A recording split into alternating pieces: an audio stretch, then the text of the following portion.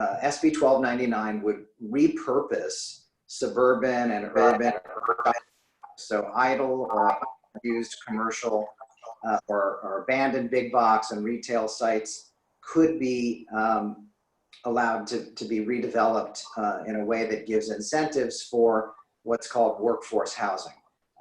But it is a lot more sensible than these other bills that we've just discussed because it's simple and it makes sense. There are underutilized retail spaces that can be put to another good use.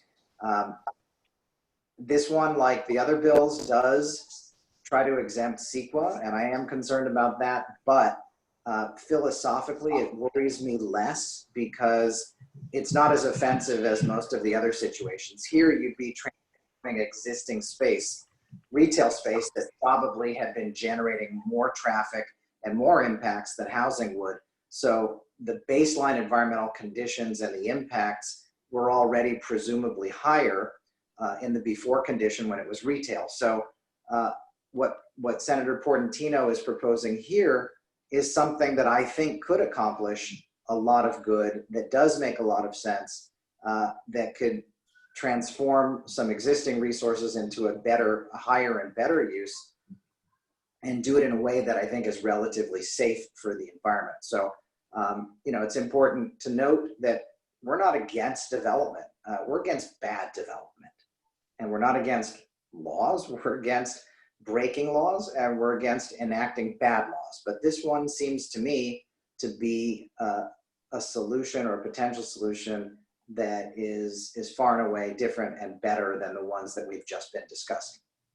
You know, we like the board, which I'm going to introduce in a second. I'm sorry, I forgot to introduce the board of Livable California because I was so excited about Robert. But the board supports Senate Bill 1299 by Anthony Portantino. One of the real, he's got dignity, and he tells it like it is. He's honest. He doesn't use trickery. He's a good person. And I hate to say it, but I don't think he's in the majority anymore in Sacramento. But anyway, one of the things we like about it is it's a total opt-in to the cities. The cities can do it or not do it.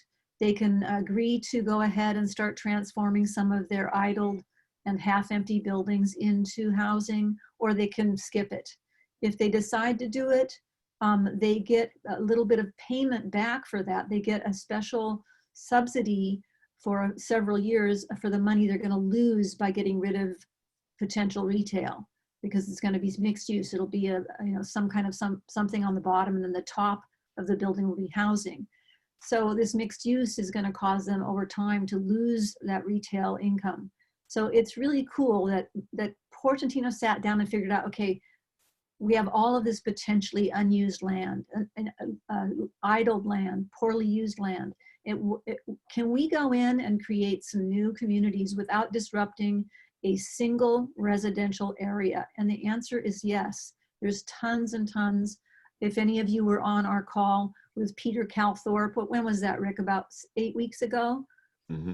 Peter Calthorpe is one of the top urban planners in the world. He came up with some of the ideas for sustainable cities and wrote a famous book. And he's now saying very openly that Scott Wiener was wrong about SB 50. He called Scott, he spoke to Scott about it. He told him, please stop doing this. You're creating this divisive attack on existing communities. It's going to create a war. You're wrong. And he told us publicly at this meeting that Scott Wiener did not listen to him. And his new view, Peter Calthorpe's new view, which we also have on our site, I think, don't we, Rick? Yes. He's saying that there's room in the Bay Area alone. He already studied it. He did a major GIS study of the Bay Area.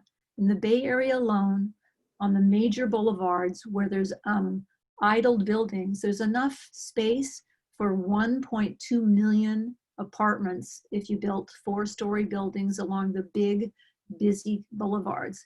And not one of those buildings would be adjacent to a house, an existing house. So it's just, you do not need to invade the neighborhoods to address this problem, is his new thing. And he also said he's a huge transit fanatic, no longer. He said transit is not working. It's way too expensive. It's not what we meant. We meant for it to be inexpensive and used by everyone. It's backfired terribly. And he now says that fixed rail is a disaster. And he would go with vans. He would go with small, very nimble vans that move people around and take them where they want to go. And he just thinks it's been just completely ruined by money and bad design, and it's just crazy now. So he was really amazing, Robert. You should have a Zoom drink with Peter Calthorpe at some point. He's amazing.